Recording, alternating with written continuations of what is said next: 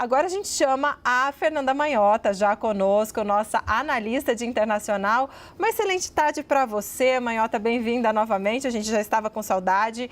Bom, a Mari contou para a gente não só dessa votação antecipada que já começou, mas essa busca pelos votos, tanto Kamala quanto Trump, do voto do eleitor negro e do eleitor latino. Agora, no caso de Trump, tantas coisas, né, que ele já falou que poderiam desagradar esses dois públicos. Como reverter isso? Qual avaliação você faz?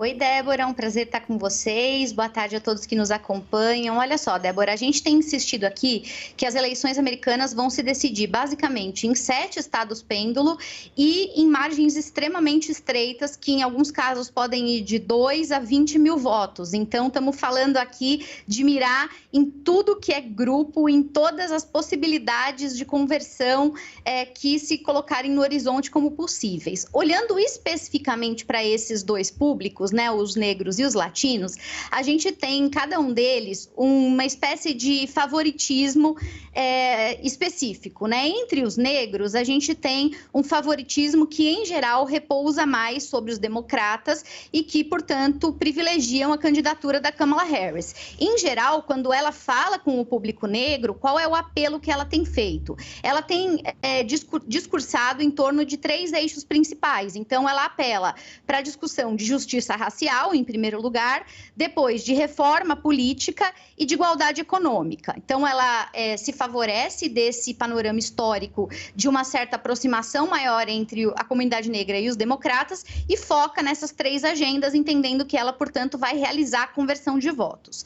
De fato, Donald Trump tem uma dificuldade com esse grupo. Só para vocês terem uma ideia, em 2020, na última eleição, ele teve cerca de 12% dos votos negros, o que é muito pouco. Cresceu um pouquinho em relação à eleição de 2016, mas ainda assim é bastante, enfim, né, é pouco significativo, é ainda uma margem de diferença muito grande. Qual a estratégia que o Trump está usando para lidar com esse cenário desfavorável? Ele basicamente está batendo na tecla de que ele pode proporcionar crescimento econômico para essa comunidade. Então, basicamente, ele tem trabalhado a ideia de combate à desigualdade, de enriquecimento desses grupos, como sendo uma forma de criar, né, algum tipo de percepção de vantagem na sua eleição. De modo geral, né, não só para os negros, há uma percepção para o eleitor americano de que o Trump gere melhor a economia do que os democratas, né, a Kamala nesse caso. Então, ele vai tentando se apropriar dessa narrativa pública para dizer à comunidade negra que ela pode se beneficiar em termos de renda, de emprego, de qualidade de vida, mas a partir da sua eleição. Talvez ele não tenha condições de reverter um número muito grande, né, desse público que de fato já é muito afeito aos democratas, mas é essa a estratégia que ele tem adotado. Em contrapartida, viu, Débora, quando a gente olha para os latinos, o favoritismo ainda é do Trump.